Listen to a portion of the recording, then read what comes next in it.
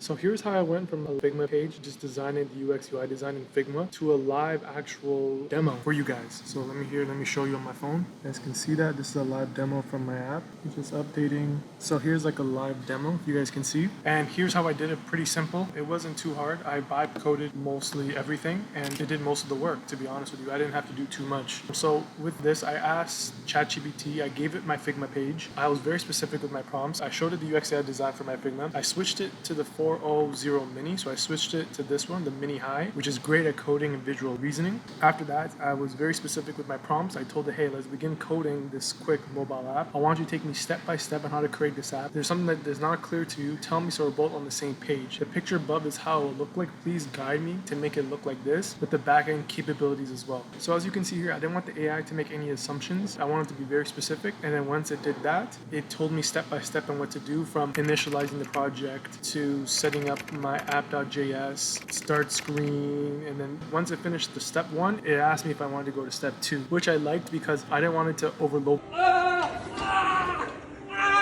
me with information, then I would have no idea where to start. Be kind of like, oh man, I just give up, right? So this was kind of nice where it just showed me step by step how to do it. When I decided to make this, I decided to make everything very simple. I didn't want to overcomplicate anything. The main thing here is that we want to get the MVP out. We want to get users first, and we don't want to spend time wasting on little details and little features. If nobody's going to use it, there's no point, right? So the main thing here is to validate this idea, to get users and get the MVP out as fast as we can. One thing that I noticed too is that when making prompts, you have to be specific, because if you're not specific, ChatGPT will just assume a lot of the things. So for example, if you wanted to make a website, you have to tell it what type of website, what's it for, who are going to be the users, what's it going to do, what are the different tabs that you wanted, the pages that you want to be. You have to be very specific on what you want, because if you just say make a website for me, it's going to give you a website and assume everything else, right? It's going to assume the content on the page, how it's going to look, etc. So if you want to utilize AI into your apps, whatever it is, you got to be specific, right? Specific is key for using ChatGPT, and this is how I'm using it to make my app.